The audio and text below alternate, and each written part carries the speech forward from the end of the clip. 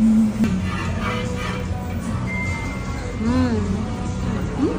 Tara, kain na tayo! Dito sa Firewood Kitchen located at Victoria de Makati, may napakalaking kawali na pinaglulutuan ng hotpot. Sa sobrang laki nito, pang family, barkada o office mate pa ang kaya makaubos ng napakadaming hotpot. At ang kakaiba sa kanila, niluluto ito gamit ang firewood. Kaya mas flavorful talaga ang hotpot nila dahil may dagdag pa itong aroma. May VIP room din sila dito kaya pwede kayo mag-celebrate ng birthday nyo or kung gusto nyo lang mag-solo ng jowa nyo, pwede din. Ito mga available sa hotpot nila. Pwede kayong mag-order ng half or whole. At ayan na! May beef balls, half order ng crab, organic chicken, fish head ng maya-maya, frog legs, pork belly, pork ribs, ox tripe, pork intestine, fish tofu, pork blood, lobster ball, kambing, crab stick, duck, tofu, enoki mushroom, meron ding shiitake mushroom, lettuce, quail egg, handmade noodle, potato noodles, flat noodles, at meron din mga ready to eat na. May pork feet, spicy cucumber, at fresh na cucumber. Must try din tong cornbread nila at pati na din tong drink na herbal tea. Gustong gusto ko tong iniinom pag kumakain ako sa hotpot.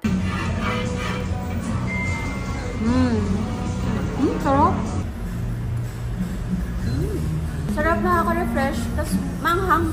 At ayan na nga, nag-start na si Chef Mike magluto. Yung oil na gamit nila is rapeseed at nanggagaling pa daw to sa China. Kakaiba talaga ang hotpot nila kasi hindi mo lang basta ilalagay lahat sa isang pot at papakuluan. Kasi yung sa kanila, gagawin nila mismo yung sabaw ng fresh at isosaute muna nila ang mga meat kasama ang chili, dahon ng laurel, luya, garlic, at onion leeks. First time ko lang makakain sa ganitong hotpot kaya nag-expect na talaga ako ng masarap. Natatakam na nga ako habang pinapanood si Chef Mike magluto. May secret sauce sila na gawa sa fermented soybean at mga spices. Tapos yung broth na gamit nila is gawa naman sa pinagkuluan ng bone marrow. Kaya sure na malasa talaga to. Ganda naman dito. Uy, ito pala. Bango ah. Okay din yung pagluto ni Chef Mike dahil may process talaga, like kung ano ang matagal maluto, yun ang uunahin niya. Yung cornbread niluluto din dito, dinidikit lang sa gilid tapos tatakpan. Mabilis lang din maluto itong cornbread pero antayin muna natin yung hotpot maluto dahil mas masarap daw yan pag ididip sa sabaw ng hotpot. Dahil noodle is life. Ito yung parang sa chapche na noodle potato noodle.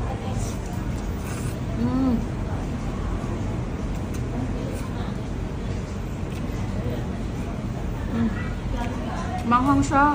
Pero for me, mild lang to. Malasa Parang nga siyang may mala, pero hindi ganun katapang. Ito yung parang bacon nila.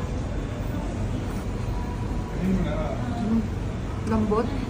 Balls. Huh?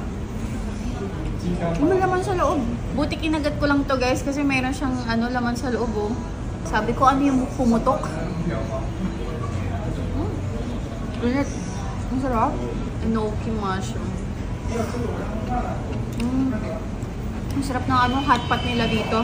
Ito ang try natin guys. Yung kanina, yung cornbread. Ayan o. Cornbread. Ganito daw yung pagkain nito Kasi didip mo siya dito sa sabaw nila. Ayan. Sarap. Okay nga to. Sarap ng cornbread nila, lalo na pag i-dip mo pa dito sa sabaw. Yung lasa ng broth nila, may pagkamaluya Ganon, lobster ball. Umusok-usok pa.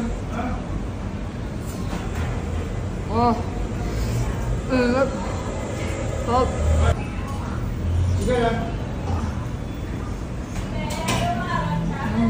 At dahil Pinoy tayo guys, syempre rice is life. Dito. Rice with pork.